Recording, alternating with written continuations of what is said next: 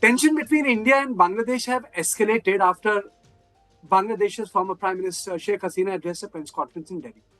The sort of reaction that came was very crude. Dhaka used a very outrageous language. It said that they are outraged that Hasina was allowed to address a press conference in New Delhi on Indian soil on the second anniversary of 2024 uprising that forced her from office. We use the word coup because the coup happened, it was not an uprising because they're not allowing Sheikh Hasina to go back. In a strongly worded statement, Dhaka accused Hasina of launching what is called venomous vitriol against Bangladesh and its people during the interaction. The Bangladesh government said that it is outrage that Hasina was allowed. Now, my point is very, very simple. Bangladesh government has shown no sympathy, either to the minorities or to the process or to the sensitivity of its neighbors. And this is the entire issue which I decoded with Ambassador Veena Sikri, who has served as India's High Commissioner to Dhaka. Sheikh Hasina held a press conference virtually in New Delhi on Wednesday. The response that came out of Dhaka was, if I may use the word harsh, very, very strong. And in a way, it had very anti-India tones. To decode it, I'm joined by Ambassador Veena Sikri, who had served as India's High Commissioner in Bangladesh.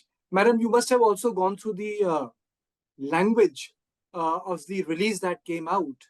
And it in a way says that by allowing Sheikh Hasina to address media, this is detrimental to India-Bangladesh relationship.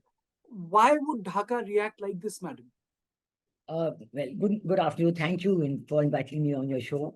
I agree with you that yesterday, former Prime Minister Sheikh Hasina's press conference has had an electrifying impact, especially when she started answering questions from the media representatives. And I was there watching the whole thing, and there were very senior media representatives there from all the Indian leading media, from the global media, Wall Street Journal and others.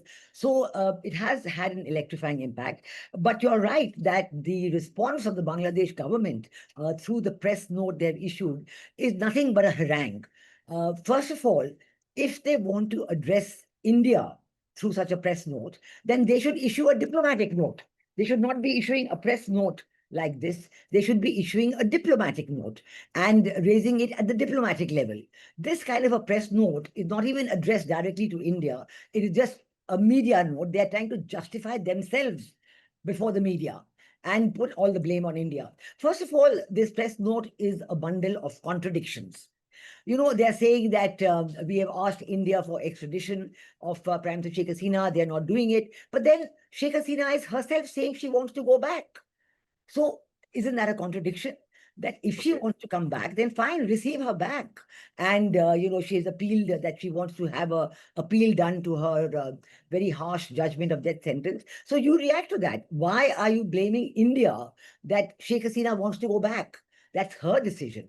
Ambassador, this statement is also very, very telling because, it assumes certain things. It says that the Bangladesh will never go back to the dark days of fascism and that Bangladesh will never be a client state. Convicted mass murderers, Hasina and a mafia enterprise will never have a place in the polity of Bangladesh. They have already decided that Sheikh Hasina will not be allowed. Well, yes, this is the second set of contradictions I want to say, because first of all, what they call July uprising, and they're pretending that it's a student uprising, a spontaneous student uprising. The world knows today that it is not.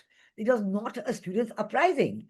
And some students may have joined in the demand that, there should not be a quota for the children and grandchildren of freedom fighters.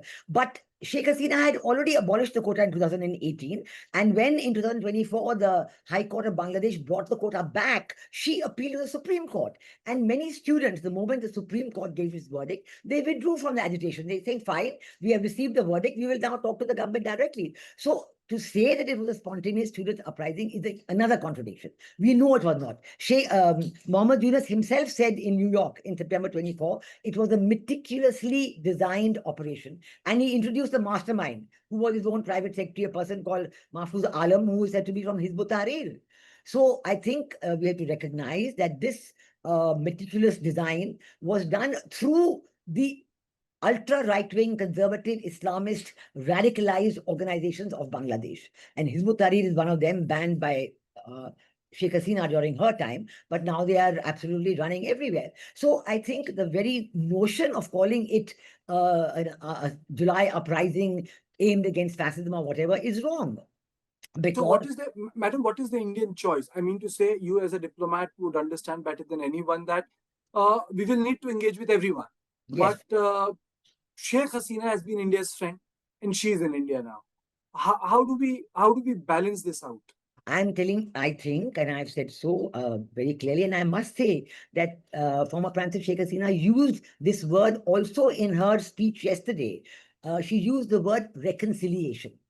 She is ready for reconciliation. And I think for all of us, including Government of India and all of us, reconciliation is the key word. She wants to go back. She's determined to go back because she says, I don't know if I'm killed or not, but I want to be in my own country. Let her go back. There should be reconciliation. Government of India should call for reconciliation. She wants that appeal be heard against her death sentence. Let there be a judicial appeal. Let the law take its process. Whatever comes out of it is fine. We know that this executive decision or executive order to ban the activities of the Awami League, this was actually Prime Minister Tariq Rahman had said that he would lift this ban, because he himself is in favor of political participation. Everybody is in favor of political participation. But the Jamaat-e-Islami and the NCP and others are against it because they fear loss of their own popularity. Do you think Tariq Rahman is under Chinese or Pak pressure? Well, Tariq Rahman's visit to China certainly showed that he is very close to China. We know that he had promised to come and make India his first port of call. He broke that agreement. When he went to China, he has agreed upon projects like Mongla Port Development Project and Teesta River development in Bangladesh, which he knows that under Sheikh Hasina, she had declared these would be given to India because of India's security concerns. India does not want any other country to be in these areas, which are very sensitive areas. And Sheikh Hasina had accepted that. Now, for Tariq Rahman, who claims to want friendship with India, for him to deliberately go and once again give these projects to China, it's a decision which shows he's not interested in friendship with India. And I think this is something that we have to look at very carefully. Because not only he went there, he had a joint statement, but also when he came back, he said, yes, I'm determined these projects will go through. So Madam, who will be the custodian of Sheikh Hasina's security? Will there be a difference between a first homecoming and a second homecoming? Is there a difference? I think here we have to see that the ultimate custodian has to be the people of Bangladesh. I think this is what Tariq Rahman and the Jamaat-e-Islami, they're all terrified of, because today in Bangladesh, there has been a complete people-wise rehabilitation of Awami League. The executive order may still be in place, but today it is quite clear that the most popular accepted force in Bangladesh is the Awami League. And they are ready to, the people are more than ready to accept the Awami League back as part of the political framework.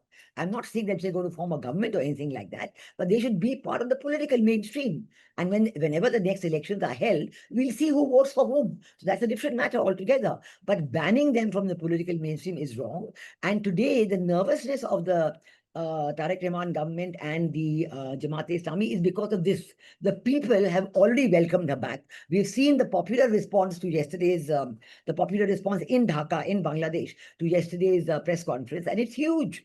It's huge. I mean, nobody expected it. I think not even the Awami League, that the people would follow it so carefully and, absolutely adhere to, listen to every word that Prime Minister Sheikh Hasina is saying. And I want to tell you, to show you how the parties in power today in Bangladesh, whether in the government or in the opposition, how they don't know how to govern. Yesterday, whatever they say, it's the second anniversary of the July uprising, the president of Bangladesh, the acting president of Bangladesh, had organized a documentary film screening to show a documentary film on the what they describe as July uprising. Prime Minister was there, Tariq Rahman, Yunus was there, the acting president Hamidullah Ahmad was there, all the diplomatic corps were there. The moment the documentary film started screening, a fight broke out between the BNP and the NCP, the student party. They shouted each other's slogans, they came to fisticuffs, and do you know, the Prime Minister could not control it, Yunus could not control it. The president could not control it. The diplomatic corps just walked out. The diplomatic corps just left that gathering. They were fearing physical violence. There was physical violence starting. And before it could get worse, the diplomatic corps walked out. Can you imagine? This is the celebration of the so-called second anniversary of the July uprising. So I think one has to understand that the nervousness in Bangladesh, the differences, they don't even know, they don't even agree on what is the July uprising, who did what, who played what role. No. It's a complete misnomer. And when even Prime Minister Sheikh Hasina spoke yesterday, that they're saying that, oh, we are blaming Sheikh Hasina for the killings and there's a UN report. You know, that report has been contested. That UN report on 1,400 killings before the 5th of August or 10th of August, this has been hotly contested. Even the names have been contested. That this person did not die here, this person did not die. So it's completely, you know, it's not even serious.